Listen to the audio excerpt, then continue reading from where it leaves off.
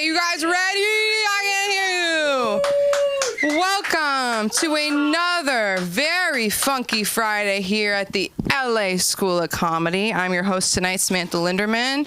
Thank you so much. I'm the comedy concierge. You can find me on Instagram at SamLikeTBH or in your wildest dreams, of course. And put your hands together for our producer tonight, Aaron McIntyre.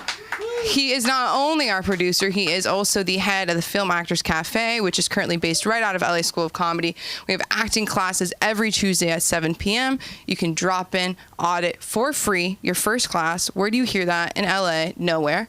And it's a really fun time.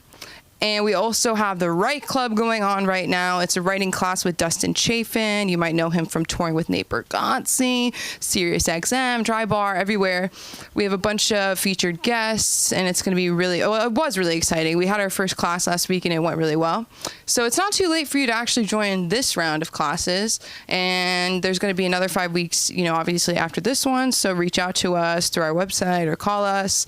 Speaking of websites, we have Billy Ramirez, everybody. Web design, marketing, social media, he does it all. We do it all here. Anything you need, for real. And yeah, I'm Sam. I'll try and tell you guys a couple of jokes, warm up the room. 'Cause it's not warm enough outside. Oh my God, weather. I hate when it rains in LA and people are like, I moved here for the weather. I moved here for the weather, and all I got was 4 sunny days and traffic my whole life. It's like, I'd rather you run me over with your Tesla at the crosswalk of Fairfax and Olympic than hear you complain about the traffic in the worst traffic city in the country. And you're not even from here, motherfucker. You moved here for the weather, can't handle a little Wayne? I wrote that. That was written down. Word for word. Whittle Rain was, it was Whittle Rain in italics. That does bother me. It's like, I don't know, you don't like a little drizzle? You don't like a little water? You're scared to get wet in LA? Got some bad news for you. No, that's crazy. Sometimes I love LA, sometimes I hate it. I pretend like I love it all the time because it feels like, I like to be the opposite. I always have to be the contrarian. Like, when I was 12 years old and I went to the doctor, they were bringing up, the shots that I needed. And once I got my rabies vaccine, because there's a little foam right here, it was just it's a Starbucks drink. I had a Starbucks drink before. I was a rambunctious kid. They thought I was rabid. Anyways, so now I'm extra safe on that one. But the nurse was like, she's eligible for her HPV vaccine. My mother gave this nurse the dirtiest Jewish side-eye you have ever seen in your life. She was like, my daughter is not sexually active. And the nurse was like, oh, no, I know, she's 12. And for some reason, I didn't even know what HPV was. And I was like, Mom, I want it. I want the HPV vaccine. You never let me have the HPV vaccine in my life. I never had it. I don't want cervical cancer. Let me. And I don't know why. It was like 3 shots, too. It's not even just 1 shot. And, after my bat mitzvah, obviously I was a woman and I was allowed to get my HPV vaccine. So much came out of my bat mitzvah. Not a lot of money. People always think, like, you walk out of your bat mitzvah with, like, a 401k and a casting gig. But it doesn't happen, I kind of blacked it out of my memory. There was so much to it, so much tutoring. Anyone here ever been to Hebrew school? Alan, you didn't go to Hebrew school? That's crazy. They didn't make you go on Tuesdays and Sundays? Oh, you have. He's busy. Tuesdays, Thursdays. Mine was Tuesday and Sunday. Hebrew school, there's nothing like it. I mean, there is actually so much like it. There's so many other, after school things like that. But for me, it was like, I don't know why I was such a nerd alert. I was a nerd alert for many years, and I would just be sitting there like, oh, I'm so excited for the rabbi. But everybody hated it. Everybody hated it. And there's nothing like watching your rabbi's self-esteem just go so down from a group of 9-year-olds being like, well, then where is God? Why isn't he here right now? Why is God making me go to school? And then people would be like, I want to do math. And I'm like, I can't relate to you right now. I don't want to do math right now. And then I worked at Hebrew school. That's how much of a nerd alert that I was. I work at a school now. Don't clap. I'm not a teacher. It's just an after school program. And we are like connected to this place that saves exotic animals from smuggling or influencers. No. And today, like, he'll bring like the randomest stuff, animals. He brought a lizard this big, takes it out, puts it down in the cafeteria of the school. And I'm like, I can't watch this. I physically can't watch this. I cannot watch a child be eaten by a lizard. I don't know about you, Jared. I can't watch that. I was like, what the actual hell are you thinking? And the lizard's like, oh, finally, I'm out of this fucking box that has 2 holes in it for breathing. Because one time we did have a child bit by a sugar glider, which is a sentence I never thought I would have to say, let alone an incident report I never thought I'd have to fill out, because what's a sugar glider? It's a flying squirrel. It's a flying squirrel. And he was holding it in a blanket, and he was like, it's like 2 p.m. on a Tuesday. He's like, just so you guys know, these are nocturnal. They're nocturnal, and they get very agitated with loud noise. And I'm like, you have this sugar glider in a room full of children at 2 p.m. on a Tuesday. Of course a child got bitten. And of course it was the one that you didn't want to get bitten. You know what I mean? Like, if it was a kid who was like always like doing like opposite of the rules, I'd be like, do you remember that time you got bit by a sugar glider because you weren't listening? You know, like I could bring that up. But it was like the autistic kid who only did a 1-finger touch instead of a 2-finger touch. Like he was like, ah. And I shut that shit down. I was like, we need to go. You can't come back from that. You know, I feel like just flying squirrel loose in a room full of kids. Scary. I love working with kids because they're like they're either the best or the worst audience for comedy. Like sometimes I'll just look at them and I go, and it kills. Or I'm like, and they love it. And then sometimes I'll tell them a joke and they'll be like, that's not true. You're a liar. And it's so refreshing. It's so beautiful. I'm helping them do a little play, and I've never felt more like, I don't know, I feel like the worst person in the world when I'm looking at this 6-year-old and I'm like, if you don't want to learn the lines, then you know where the door is. Your parents are going to see you. They're going to be in the front row. Your grandma's going to be here. You think your grandma could hear you when you go, and it's horrible. I'll be like, this is what you sound like. Can you understand that? I can't understand you. Let's take a break. I told them to take a deep breath because I needed to take a deep breath because my therapist told me I need to take deep breaths. I love my therapist. She won't let me live stream our sessions. That's my only complaint about her. But she's really nice. She's really beautiful. She always has candy. Today I had to tell a kid, I was like, he was talking about playing GTA. And I was like, do you like talk to people on the game, like with the microphone? He was like, yeah. And I was like, but not grown-ups, right? Like, you cannot be talking to grown-ups. And he was like, I was like, you can't talk to strangers. And he was like, no, I have a friend. He's a stranger, but he's 9 years old. And I wanted to be like, dude, he's not 9 years old. How do you know? How do you know he's 9 years old? Just because he talks the way he did? Like, what do you mean? But yeah, I gave them an internet safety talk. So I'm really shaping the future of the children in Beverly Hills. Today I couldn't find my phone and they were like, just pay it on your Apple Watch. And I was like, what Apple Watch? I don't have one. That's okay. I'm so excited to be here with you guys tonight. Put your hands together for this next comedian. You know him. You love him. He's right here in this room right now, about to come on this stage. Everyone here's a man, so when I say he, it's like, could be him, could be him. It's Billy Ramirez. Billy Ramirez, middle-aged muchacho, everybody. Let's go. All right, what's up, everyone? All right, what's up? Yeah, they're not paying attention. They don't care. So I don't do political humor. Just, but here's something that's slightly political. I think that by this point we could just call the Secret Service the service.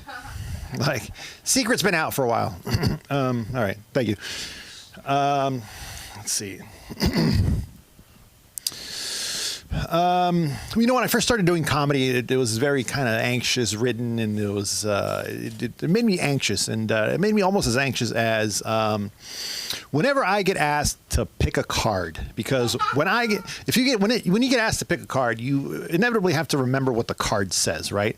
And then for me, what happens as soon as I put the card back in the deck, that feels like trying to remember the cooking instructions after you threw away the package. It's like, oh man, is it 30 minutes at 450? Is it 45 minutes at 300? I don't know, man. It's like just what was that? Oh, my card? Oh, it was the Jack of Lanterns. Like, I'm sorry I ruined your trick, man. Like, if I burned my dino nuggets, so we're both having a bad day. All right. But I've been on a kickball team for about 3 weeks now, and I know it takes me at least 4 weeks to learn people's names. So it's definitely a memory issue.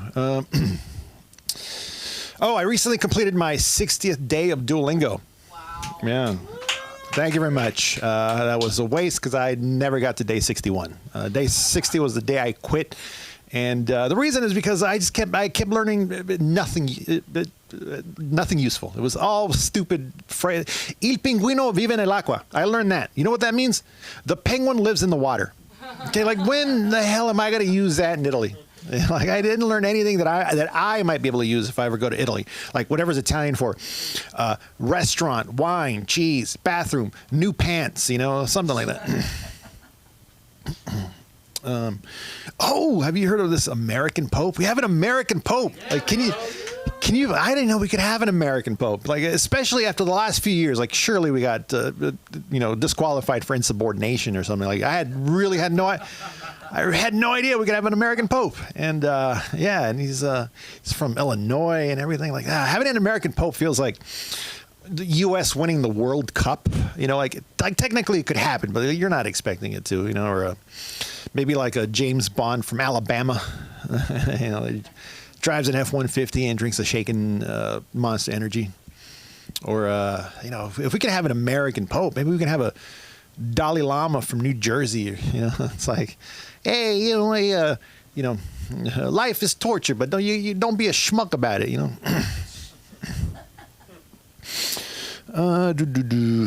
This one's. Oh, I haven't done this one in a while. Yeah, it'll be fun. I'm not married. I don't have kids, so I have a lot of free time to just think about stupid things that don't mean anything. Like, for example, for many, many years, probably 10 years now, a commercial for Domino's Pizza has resided in my head. Like, it's just rent free. I keep thinking about it, and it's for. I haven't seen it in about 5 years, and I still think about this commercial. It's Domino's Pizza's world's fastest pizza box folder commercial. Does anyone see that one, right? The reason why I think about this commercial is because I need to know whether or not this world's fastest pizza box folding skill was discovered or learned. Because if it was discovered, there's probably a cool story attached to that. Like maybe when he was a teenager growing up in a small town on Super Bowl Sunday, the town pizza box folder fell ill. He stepped in, saved the pizza store, the town, the community. I don't know. I've never slung the dough. I don't know how it works in the biz.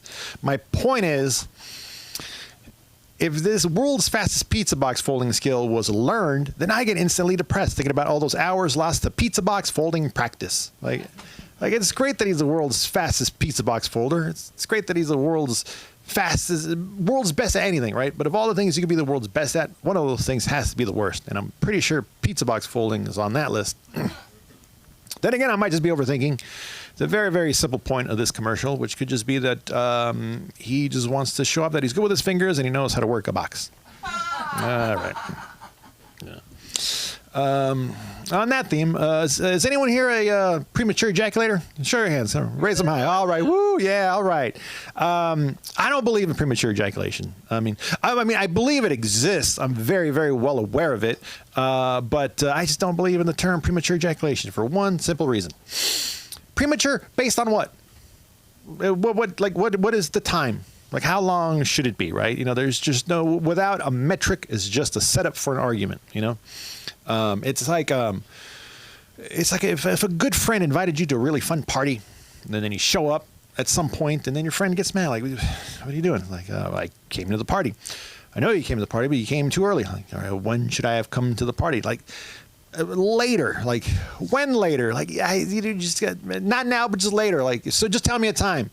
There's no time. Like, how does that help me help you? This is useless. It's like there's charts and metrics for other sexual things on the internet, based on different studies and whatnot. And you can look up things like, average, above average. And that's the one I've bookmarked for that particular thing ever since, So if there's ever an argument, I can just, click the bookmark, like, no, it says right here. It says above average, based on this study by the National Association of Big Fat Liars. God damn it. I'll find another. I saw another one. I'll find another study. But no, it's, there should be a time to shoot for, like, pun intended.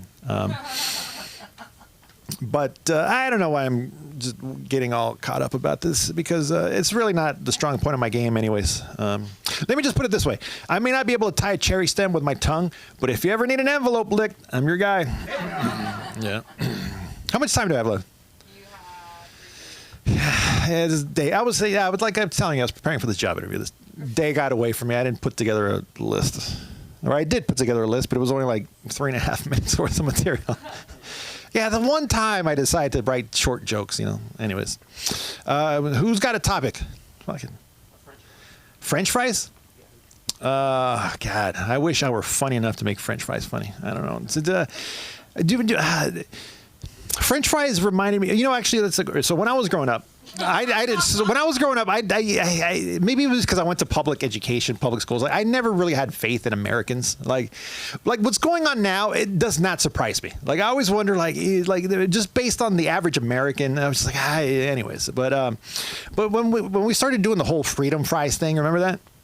Like, it's as though, because we're mad at the French, now it's called freedom fries. Like, and those were leaders, like political leaders. Like, no, I wasn't surprised. Everyone in charge in America is a moron. That's my point. So thanks for reminding me. French fries reminded me that everyone in charge in America is a moron.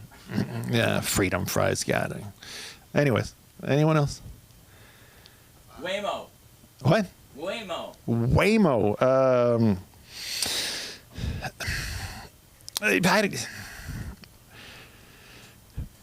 Waymo is run. To do that, you need really smart people, okay?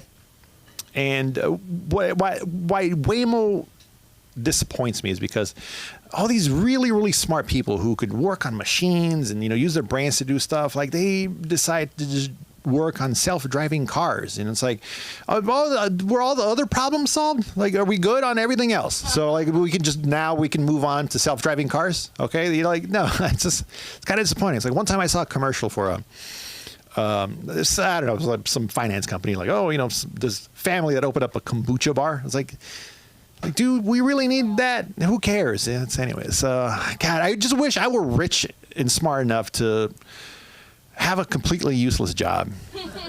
Like, that'd be great, but no, it's just, we're just rewarding all the wrong people. Anyways, one more. Jared, how about you? I know you're... Global warming.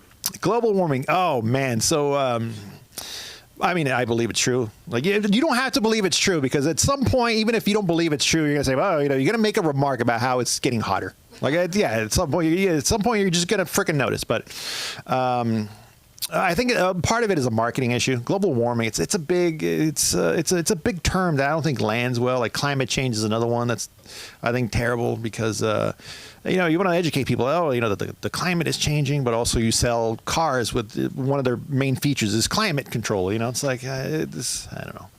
Climate change is a bit.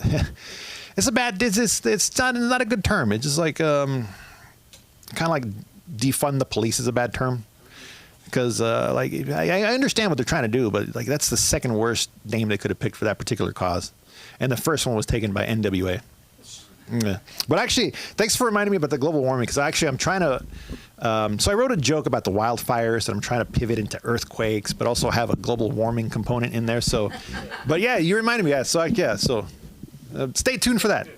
I've been Billy Ramirez. You can find me at BillyRamirez.com and Middle Age Muchacho on Instagram. Please welcome back to the stage your host for the evening, Samantha Linderman. Give it up for Billy, everybody. Keep it going, keep it going. I told my friend that they invented Waymo because of all the roadhead traffic incidents, and she believed me.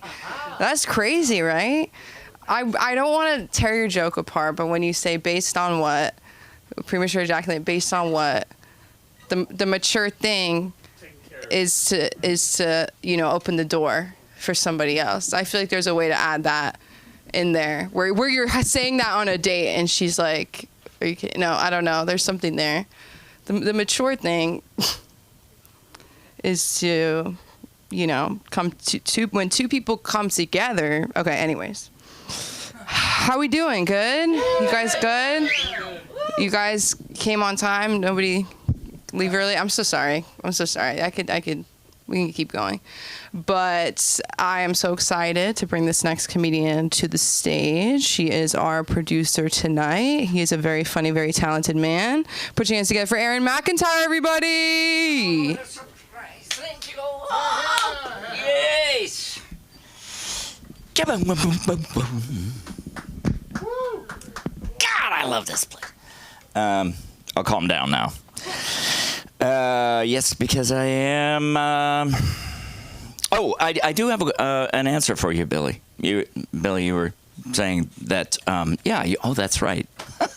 I always forget. Premature. I know what the metric is. It's actually before you enter. That's what it is for me. First time I was with a woman, I was down doing what I love best, and she's up here and I'm down here, and I got up and I breathed out of my nose, and the air hit and all over the bedspread. So then I had to quickly clean it up, and then find a way to actually get it in there, because it goes. Oh, I know. It's like as soon as you're done shooting, right? Exactly. So you got to do it quick, and then I faked my first orgasm. That was how I lost my virginity. Which I actually don't know if I did, because I didn't. Maybe it was the next time, which wasn't for quite a few years. So, what are you going to do? How was I going to get into that? Yes, so, anybody out there have mothers? Yeah. Everybody? You got mothers? Were they domesticated? Because mine was definitely not. She wasn't a very warm mom, except for when she was, passed out on me, on top of me, and then, the body warmth. But, the other kind of affection, not too much of it. She vacuumed around my head one time when I was unconscious, because I jumped over the couch, and she told me not to do it. Don't do it. Don't jump on that couch. So I just decided to get revenge, and I went and took care of her the last 6 months during the pandemic, and that's where people usually applaud. Are you fucking people heartless or something? You'll applaud. I bet if I said I'm in recovery, you'd all go, woo! Oh man. Well, I am in recovery, okay? That's right. I haven't had anything in about 23 and a half hours. So I'm going to get my chip right after this 24-hour chip. I got my 24-hour chip. I got about 8,650 of them. And once I hit 10,000, I'm going to stop. I just made that deal with myself, But anyway, I went and took care of my mom, and it was real. It was quite a wonderful experience. It was very fun. It was kind of a fun house with a really scary clown with frilly hair, that was gray, and her laying around all day going goodbye, goodbye. She said it every possible way that you could say goodbye. Just every for hours. Oh, it was so much fun. And then finally one day she goes, hello, and she died. You know, it just, boom. She just had the wrong word. It wasn't the frequency. It wasn't the, inflection or anything. She was toward the end. You know how you've seen, I'm sure, old people. You know, some old people, they got the walkers. You know, and it's really slow. Or they got the wheelchair. Like my mama used to sit in the wheelchair and pull herself along with her feet. You know, because she didn't have much arm strength. And one day she went down the hall going, "Oh, look, they've changed everything. Everything's different. Look, they put a bed in there." Because she was mad at me and she was being passive aggressive. And I'd go, "Do you need some help?" And she'd go, "No, leave me alone." And then she'd go down, "Oh, look at that. They changed that." And then she went down to the end of the hall and she got stuck. And she couldn't get around. And she's like, and she starts going, "Well, I guess I got myself in a pickle. Yeah, just got myself in a little pickle here." And she kept saying it over and over. Finally, and I filmed the whole thing, so I've got the whole thing on video. Yeah, it was great. And I finally said, "Do you need some help?" And she said, "Perhaps." So very passive aggressive. But, with the walker and the wheelchair, it takes her a while to get around, right? Right? Wouldn't she have a hard time getting around in a wheelchair or with a walker? And there is nothing worse than, there are 4 words that you really don't want to hear when someone takes a long time to get from one room to the other. And they are, "I have to poop." Not a good one, because then it's like a race. Okay, come on, Mom. But you don't want to be too angsty, because then she gets upset. And, there's 2 words that are worse. "I'm pooping." And I got to say, no man should ever see his mother's vagina after he comes out of it. Oh, it's just not a pretty sight. And, and I would say it's like, because it's different for women, right? Because, we have a different relationship with your vagina than you do, right? Am I right? It's a different thought process that goes on in men's head. And I'm not saying that's not just heterosexual men. It's gay men, too, because they really don't like it. They're not into it. And I am. So what are you going to do? Yeah, I'm not gay. Not gay. Just letting you know. I don't know why I said that, but I've only been with 3 guys. So I'm not gay. Because it did not go well. Did not go well. Because I only did it because I'm a people pleaser. I'm a people pleaser, and it's like, they wanted to, and I'm like, okay, I know what it's like to be horny. So, I'll do what I can. I'll give it the old college try. It wasn't in college yet. I wasn't in college yet, so I was actually pretty young. But I did, the first one is because I wanted to get a ride. Was coming, I was hitchhiking, and we got out in the middle of nowhere, and this guy just pulls over and, and goes, "Oh, I got to take a nap. I'm tired." And he conveniently had porn under his seat, and said, "Hey, you want to look at some porn?" I was like, "Yeah, I like porn. Been reading porn since I was 6. Yeah, and a real freaky kid down the block. Anyway, he goes. It was a van, so he gets in the back. He's got a fucking mattress back there, and he lays there, and he goes, "Doesn't the river sound cool?" And I was like, "Not really, no." So anyway, I went back there, and I did my best, but there just was nothing there, and he was very disappointed, but he gave me a ride, so at least I made it home. Second time was because I wanted to get high, and he was an army man. He was in the army, yeah. Again, hitchhiking, I was underage, and, I was 15, 16 years old and hitchhiking around and getting picked up by perverts. So that was fun. That was a lovely time that I had as a young adult. Don't know how I got there, but I think I've got, what, a minute? I got a whole minute. Wow. So I'll get back to my mom. I don't know how I got onto my homosexuality or lack thereof. Because I'm bipolar, and because I'm bipolar and ADD. So the ADD is what really kicked in. The bipolar really has more to do with, I'm not bisexual. I'm bipolar, which really doesn't make sense. Bipolar, it's a really bad thing. It used to be manic depressive, but then all the manics and the depressives got pissed off. It was like appropriation, like, you're appropriating our name, man. I'm a manic. You're taking us by manic depressive.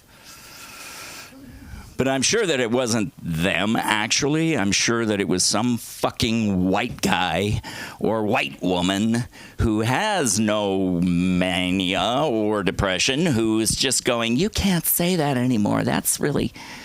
Because that's usually what it is most of the time, isn't it? Well, now that I've sucked the air out of this room, I think I'll just move on and say thank you very much for listening. My name is Aaron McIntyre, AERONMACINTYRE. Everywhere, on every platform. And, the acting class is on Tuesday nights, 7 p.m. Drop in, just come in, see if you like it, see if you get something out of it. I think you will. And now I'm going to hand it back to your comedy concierge, Samantha Linderman, ladies and gentlemen. Woo! Keep it going for Aaron, everybody. Keep it going, keep it going, keep it going. Hitchhiking, what a foreign concept to me. I don't know. I feel like I'd be really good at it. I feel like I would do it, and then I'd write a book about my experience hitchhiking. What's that book? Hitchhiking? Don't tell me. Hitchhiking. Don't tell me. Hitchhiking through a galaxy. I just got into the galaxy. I almost read that book. I love when I'm talking to somebody and they're talking about a book, and I go, I read 3/4 of that. And so I'm a motherfucking genius. Speaking of genius, this guy is a comedy beast. You know him. You love him. Please put your hands together for the one and only Patty, everybody.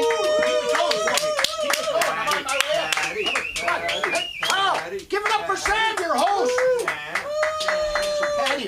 There's some patties going on. God, I'm gonna rip this up. Hi, everybody. Hi. How's everybody doing? That's good. I would be remiss in not kind of letting you guys know. I learned as a very young dude that vaginas are owner-operated. And I really wanted to learn how to operate one. Okay. So you might think you know how to operate one because you have had the gateway to every deprived act that can be witnessed on Earth by the time you were 11 in your pocket. Oh my God. But if that's where you get your licks, pardon me, you are wrong. You are wrong. Have you actually analyzed any of this porn that you're consuming? I have. Strictly for medicinal purposes, of course. But I've noticed these, I don't know gangbangs. Are you familiar with the gangbangs? This is not how it works. I'm just, if you're looking because I noticed like there'll be 7 guys surrounding the one woman and they're just saying, you like this, you dirty, and then they're just being mean, smacking her on the head. How about well done, good job, team effort. Look at that hand-eye coordination, I'm really against, first of all, I'm against the concept of slut. I'm against the concept of slut being a pejorative. In its name, just being shameful. Because what are we trying to do? Stop them? Do you really want to fucking stop the sluts? I don't want to. I don't want to stop them. And that gets me to the point which I was called here for this evening, and it's specifically to make a service announcement to the community, because we all are part of the community, and that is, it's a very serious subject. That subject is chuckle fucking. Oh, I can tell we've had a chuckle fucker too amongst us here, okay? So don't look so innocent. For the uninitiated, chuckle fucking is when one very funny individual makes sweet, sweet love to another very funny individual. Chuckle fucking. It follows. You know what I mean, Evan? Okay. You're Evan tonight. I need an Evan in my show. So, like me, personally, myself, if you were to ask me, Patty, pro chuckle fucking. However, my wife is against it. So I must yield to a higher power. But I will say something. You want to hear me say something? Yeah. Well, fuck you. I'm going to say it anyway. I've been married a couple of times, and my first wife, who for legal reasons, she's actually my first ex-wife. That's because I must refer to her as plaintiff legally. But, you know, I know I married the right woman this time. You know why? Because I married the fucking wrong one first, twice. That's how I know. Trial and fucking error. But the one thing, she was very funny. She was hot. Very hot. But very funny. She would say, like she used, like one time she told me, I look like I drank too much and slept on my face. Oh, my God. Okay. Not a nice thing to say, but funny. Funny. And my whole life, I've loved funny women. I don't believe that funny isn't sexy. I find it very arousing. I find it makes you know, my thing work well. I enjoy a woman I can laugh with and eventually climb on top of course. That's part of my enjoyment. I'm not going to lie about that. But I want to say something because, you know, it's been said women can't be funny. I think they can be funny, and I especially think that the women of today, the funny women of today, give it up for them. Give it up for them. Yeah. Are funnier than ever. And you know what? And like the Britney Spears of today and the koala bears of today, much more likely to have chlamydia. I find that to be true myself. I have to tell you something. I say words that I don't know what they mean, but convincingly. Because some of you know, some of you don't know. I lost my virginity to a chia pet in 1979. And I want to tell you, that's so long ago. They hadn't even invented chlamydia yet. Chlamydia, I'm from South Chicago. Chlamydia was a girl I sat next to in the 7th grade. Times fucking change. Today, my 87-year-old father called my 30-year-old daughter's friend, who's a trans man, asked him if the testosterone helped with parallel parking. You try explaining to him why that's not an appropriate question, because my daughter did for about a fucking hour. Now, I call him he, because I've known him almost his whole life. He thought it was funny. My daughter she's half a white girl, so you can get half his, she's Hapahali. That's what we say, Hapahali. He was not mad at all, and we laughed about it, because I remember I was at his bat mitzvah. So it's a little confusing for me, but I'm moving along. I'm going with the flow, baby, you know? Things don't always go well, and it doesn't help when people aren't kind about it. And I'm going to share it with you. Some of you know, because I've shared it with you, that I've had some trouble with my lady love and the boudoir. You know, sometimes, just sometimes, I don't inspire that tingle. You know the fucking tingle I'm talking about, okay? So I had a chance at it the other night. I had a chance at it. And it was my night, okay? You know? And she said to me, she said, making love to me was like making love to an elderly Backstreet Boy. And she don't want it that way. Tell me why. Premature ejaculation. Tell me why. Strong words. Tell me why. Premature ejaculation is a strong word. Come on, premature ejaculation. I don't like it. It's very antiseptic. I prefer first responder. First responder. America loves first responders, am I right? I employ the pull-out method when I'm done. Hence my many children. I have many fucking children. All of them. I do. I do. I like them. Sometimes I don't like them, but mostly I like them. Sometimes you'll get a little kid because you're talking about when you make them laugh. And that's fun. But you'll get a mean little kid that's like, do it again. Do it again. Do it again. Do it again. And that's when I long for 1975. Because, you know, in 1975, I mean, now it's much better, but in 1975, you could beat children in public. In public, yes. My mother beat other people in other people's children in public. I'm just telling you the fucking truth. It's true. I may never have had an orgasm on a yacht, but I've jerked off on a tugboat. 5 times. It was a 3-day weekend. It was, and I may never have gone to a P. Diddy freak off, but I spent the President's Day weekend in God damn it, I fucked his name. In Ron Jeremy's hot tub. My golly. You know who Ron Jeremy is? The hedgehog of love. I was in his hot tub for a long time. There was a lot going on. And at that weekend was rather tragic in that I was involved in a reverse cowgirl dismount gone terribly wrong. Yeah. Never let a rodeo clown get on top, Evan. Don't ever do that. It's not a good thing. Should we listen to their conversation? You should listen to them. See, I'm sorry. Did you want to share that with the rest of the class? Tell me who Ron Jeremy was. Ron Jeremy's very famous. His father actually worked on the Philadelphia Project. He was a nuclear scientist, and when he found out what his son was doing, he said, "Just don't use our last name. just use your middle name, and good on to you." How would you feel about what would be the Mormon take on you have a child, right? Now, first of all, when he's born, you got to kind of have an idea. God damn it! Look at my boy Schlong. This kid could be very talented. He could tithe a lot. You know, you guys tithe. You're big on the tithing. And would you, I mean, all of a sudden one thing leads to another. Maybe he's out here, wants to be, you know, an influencer, and he just winds up. He said, "Dad, you know, it's kind of like influencing." What would come out of the Book of Latter-day Saints? What advice would you say, you know, son, use that gift for Brigham Young?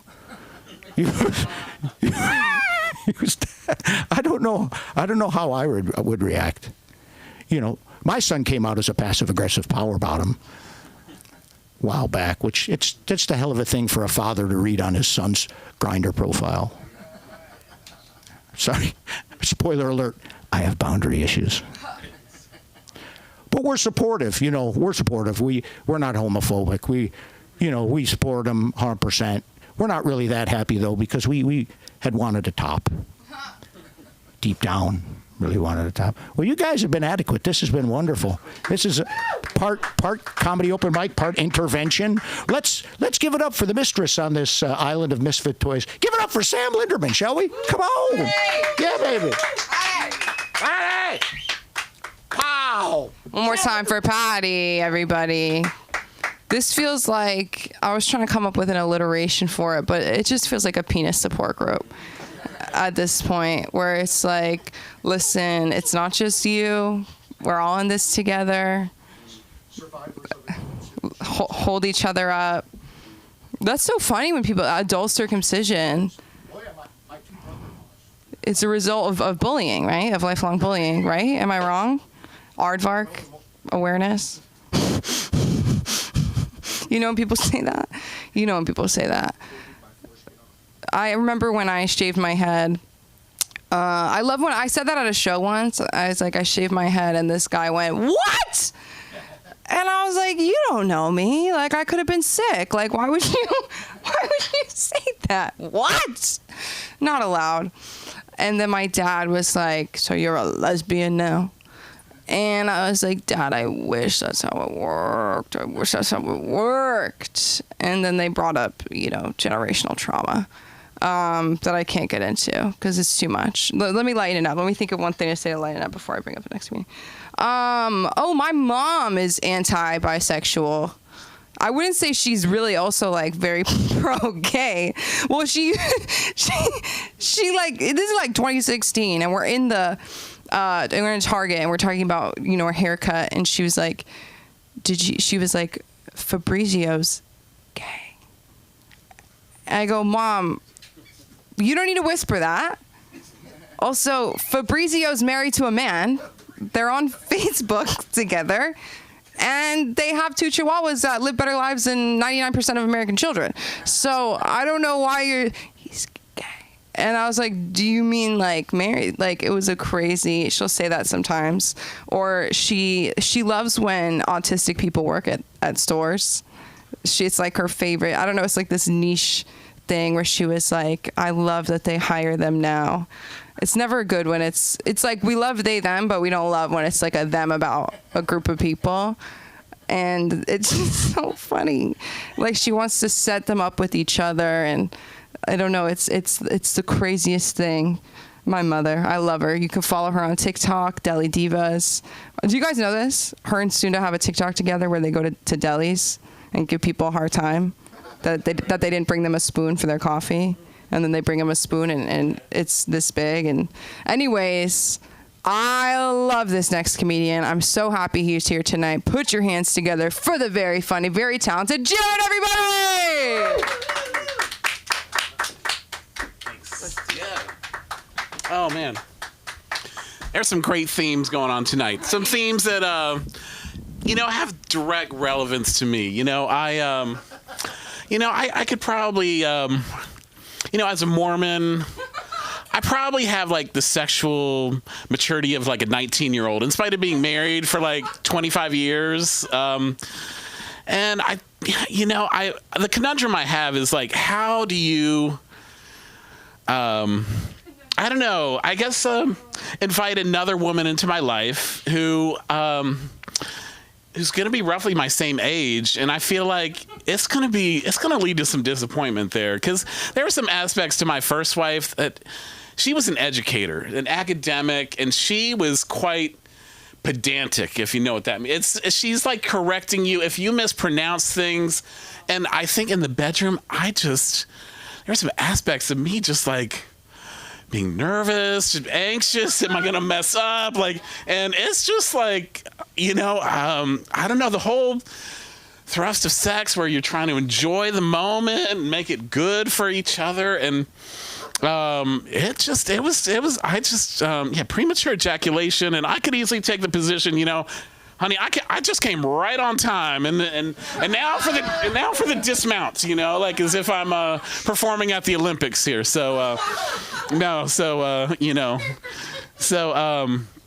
Anyway, I do hope to, I don't know, sexual purity is definitely like a major theme in my faith, and I don't know, I'm trying to grapple with that, because it's like, do I go into this next marriage just feeling like, not that I have a woman in mind or anything, but it's just like, do I go in with like being someone fairly unpracticed, unsophisticated, or I don't know. So the things to grapple with, like maybe do some Kegels, like to go down that path, which to me just looks very tiring. I really, I don't know. I've looked at the sets and the video for the Kegel scene, and I don't know. I just haven't been too inspired by that. There's some side of me that's just saying, I don't know if that's going to bring a whole lot of benefit to you there. So, but anyway, like I said, I'm getting divorced. I got to protect myself. At all times, and I'm fighting against some of these urges to get hit the tattoo parlor and get a big neck tattoo. Go, just try to look a little bit harder if I can. Just try to, I'm here in L.A. amongst a bunch of Hollywood actors. I mean, a lot of really aesthetically pleasing people, but the only comparison I'm getting is Cam from Modern Family. There was a woman who looked starstruck when I came across her on a block somewhere, and yeah, I don't know. It's I need to just talk these people down and just move forward in my life there. So avoiding alcohol. I think as a Mormon, I think probably what's appealed to me is like rum. I think as a you know, if I drank, I'd probably get into like Bailey's, Irish Cream, probably kind of dessert alcohols. I think rum and Coke seems good and appealing to me. Yeah, but that's not gonna. I don't know. I think I've made it thus far that it's like it really doesn't have too much appeal to me, but it's so avoiding the tattoos, avoiding alcohol, drugs. If I can, I just got to stay strong. So, and now I'm of an age in which I had my first colonoscopy.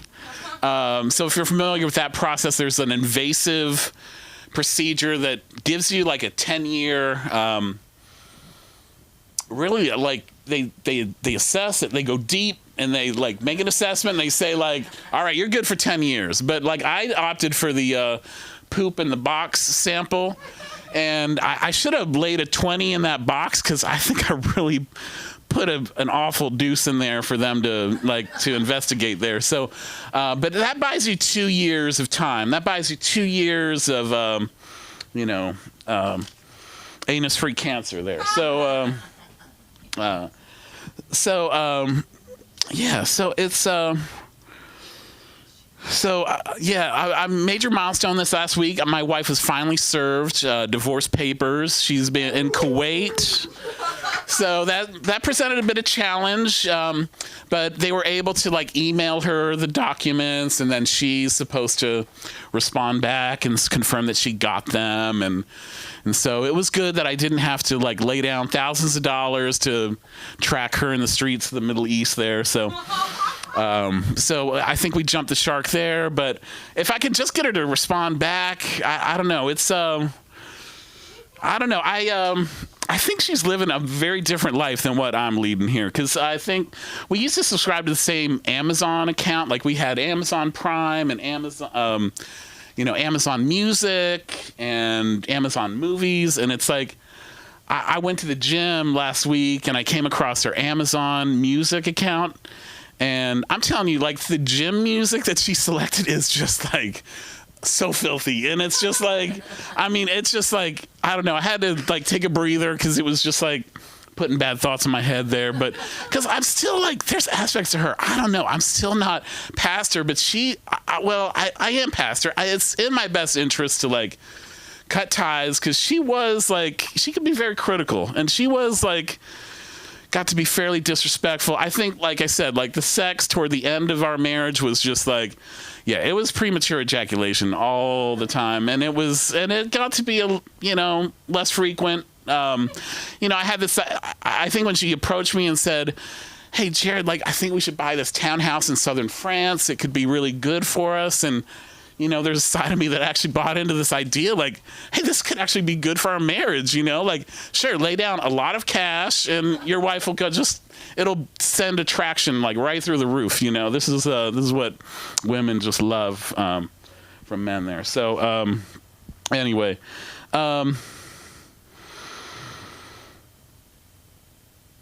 yeah. So anyway, we are filing for divorce. I would have thought that this lawyer would have been a lot more responsive than he is. I can't even get him to call me back. I mean, this could take a long while. I think to her disappointment, I mean, we could be at this for a while, and so it's. But it's for the best. I'm just controlling the tempo here. I mean, I think as far as like if our divorce is to look like a kind of a sexual proceeding, like I'm going to be controlling the tempo and make this go, no rush. We're going to just like take all the time we need to like see that we get this done right. We divide our assets.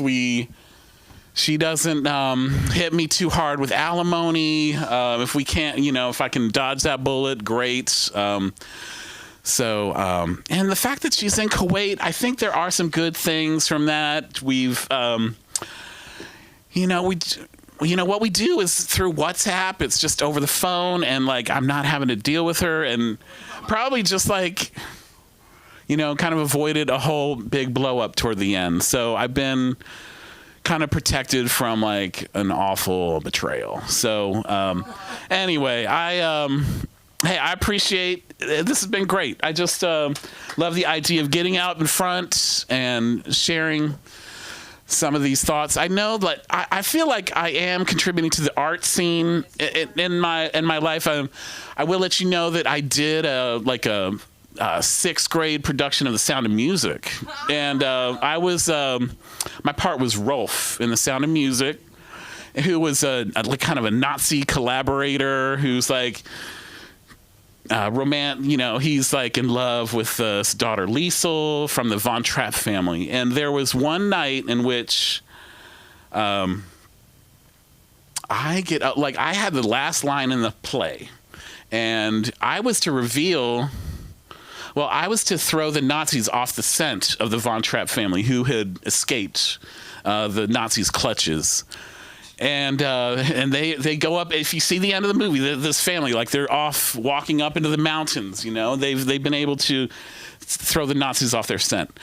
But this one particular night, I kind of threw this production for a loop because they asked me, Rolf, where the Von Trapp family went. And instead of throwing the Nazis off of the Von Trapp family scent, my mind goes blank, and I can't think of what my line is.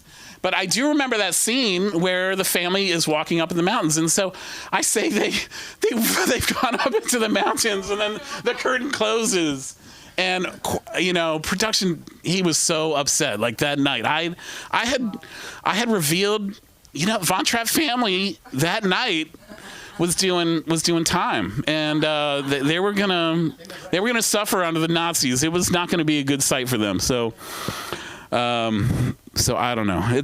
But it feels good to be back in the art scene and contributing to the tapestry that is how we can contribute to entertaining others. So many thanks, and turn it back over to Sam. Jared! Woo!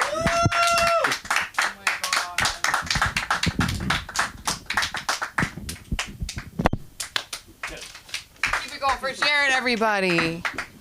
That was so funny. I was gonna say, speaking of divorce, I served papers for somebody. I pretended to be a law intern, and I served somebody papers. Basically, all I did was put glasses on and a button up, and I walk up to this guy. It was a gay couple getting divorced, and I walk up and he goes. And it was like, oh my God, what an acting gig. I think that more young actors in Los Angeles should start serving divorce papers. I think it's a good opportunity. And you guys have a great opportunity here tonight to see our headliner. You can see him all over the place. He is very talented, very funny. Put your hands together for the one and only Alan Wise, everybody!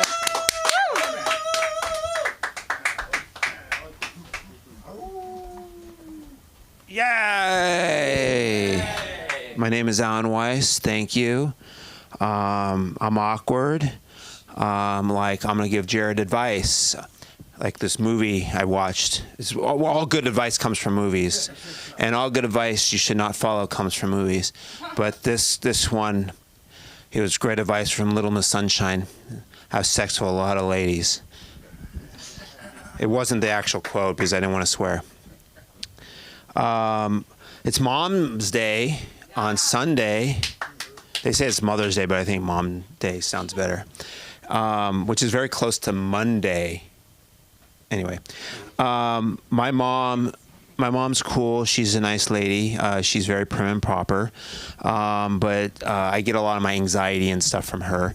And growing up, it was very confusing because when she'd get really pissed off, she'd be like, Jesus Christ, my Lord and salvation, which is weird because she was Jewish.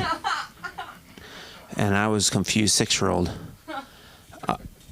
My mom, she'd always come up to me when I was younger, and she'd like, do you love me a lot or a little? Oh my God! I was 4. So I, as any 4-year-old would answer, I say a little. And I do that to this day. It's sad. My anxiety, it's weird because you start to worry a lot. So I second guess myself all the time. And one of the things is like, I wish those second guessing moments, like that loop would tell me, I'd have like a voice that says, hey, before the thing happens, like before I left my laptop at work, or before I went to work and left my lunch, or before I left to work and realized you got fired. I have never been fired, but it's one of those things I'm worried about. You know, every day I go, I'm like, is this the day? Okay, well that just went all over the place. My mom was cool. One day we were walking with my mom and we were talking about propositions, and my mom is very passionate about propositions, especially ones that have to do with taxes, because she hates taxes. And we were talking. I was being the devil's advocate, and she just popped and she's like, I need a machete. And I was like, oh my God. It was flashbacks to when my mom lined us up and because someone ate the chicken pot pie. Yeah, it was a great lineup. My dad was laughing because he was the one who ate it.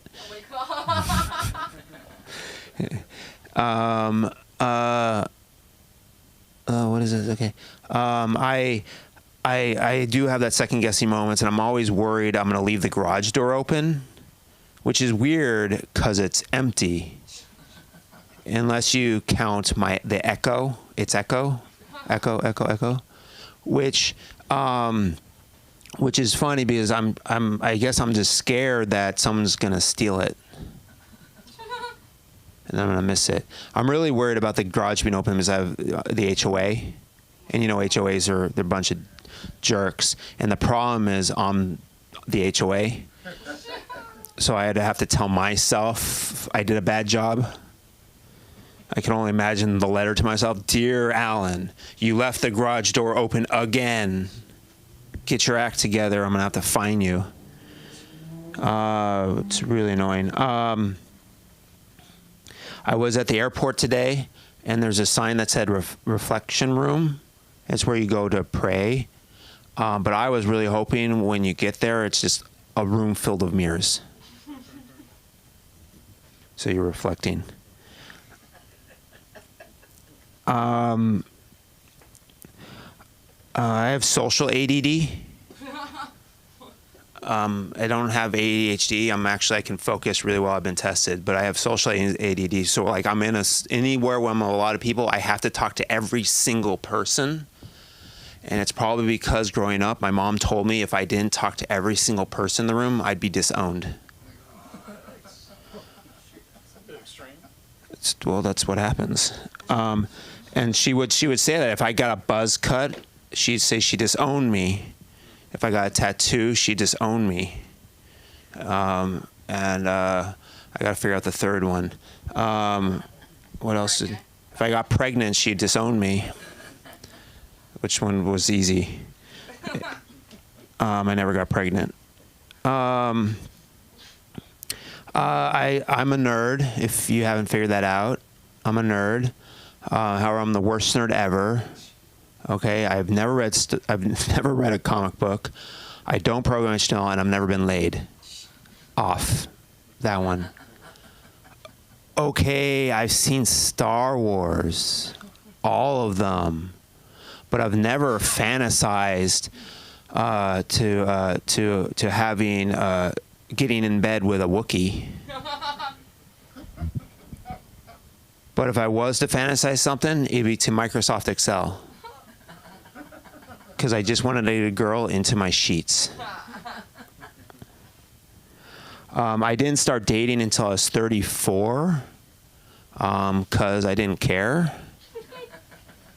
Really because I'm autistic and I really didn't care. And it was probably really because I didn't want to have to tell my mom that the girl I was going to go on a date with, his name was Mustang Ride 246. Dating was confused. When I did start dating, it was confusing. And when I started, I would go to singles mixers, and it was confusing because all the girls there would tell me they had boyfriends. I went to a single mixer, and this girl was like, I went to a Jewish singles mixer. I'm Jewish, so and this non-Jewish girl came up to me and says, she gave this line to me. She came up to us. Apparently, I'm handsome, and she came up to me. And she's like, "You look like a horny Jew." And I froze. I didn't know what to do, but I wish, and I didn't get it. I wish I said I had those removed. I once was at another singles mixer, and this guy came up to me, and it's the first time I had to lie and tell someone I had a girlfriend. My friend was telling me that, "Don't worry, Alan, soon there will be robots." And the thing is, I don't want to date a robot because I really don't want to have to get rejected by a robot.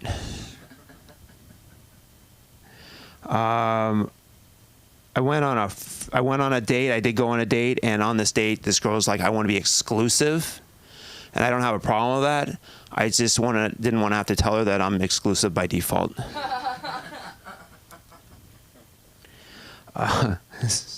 So stupid. I went to this girl, and this lady, she came up to me. And she's like, "If I was 40 years younger, I'd tap that." As if you're 40 years younger, then you would be a pedophile. So I'd be 2. You'd be more like, "Ooh, yum, yum, yum, yum, yum, yum, yum," because you know how girls are when they see little babies. She would have eaten me all up. I would have been eaten out the first. Okay, anyway. Oh my God. This keeps going. It's dirty. I don't know what they got a light. I decided I'm an accountant, and I decided I'm going to, I was thinking about other things I could do as an accountant, and I was like, well, what if I join a gang of accountants? We could be like the Bloods and the Crips, but it'd be more like the debits and the credits. And when we go around and jump people, we go, "You just been reconciled." We'd have a rap. I mean, I think we should have a rap. My rap would be like Eminem's. It would be like palms sweaty, fingers tired already, dancing with the calculator is heavy, turns not ready, blown my return on useless confetti already. We'd have names, like gang names. Mine would be I Am Lanky. We'd get tattoos because we'd have to get tattoos, but mine would be in pencil because I'm risk adverse. Why do I want to be in a gang? Because, girls like a guy who's tough, manly and ripped. But I wouldn't be any of those things. I'm just good with money, and that's what I think girls really like. I don't have to work on that last one. Why do I really want to be in a gang? Let's see. I'd have a couple seconds, I think. I don't think I have anything else, so we'll leave it there. Oh, no, I'll do this one because we were talking about prostate exam. Okay, so I went to a doctor, and while he had his fingers in my ass, asked me if I had any concerns about my sexual activity. And I said, yes, I don't have any, but now I do. Thank you very much. My name is Alan Weiss. You can find me at Alan W. Weiss. I'll be performing on the 21st at the Mix. Yes. So I will be there. Come out and support. Fun. Yeah, baby. Keep it going round, everybody. Or not. That's fine. You're tired. It's okay. It's been a fabulous night. I forgot what. You good? You leave? Oh. I forgot. I'm gonna be in a show. I am, and it's comedy. It's not burlesque. No. It's at the Flow-In Cafe next week. I believe at 8 p.m. I could be wrong. Poncho's gonna be there. Jack Shaw's gonna be there, and I. What day? Next week. Oh. Next Saturday. So maybe if you don't get enough of me here, you can come see me there. And give it up for Aaron tonight, our producer, Billy. Sunda Kronquist is coming back soon. Yay. And have a great weekend. Don't do anything I would do. Love you all. Mwah. Good night. The If you're the kids at school, don't watch this. That's my big fear. Don't watch what? The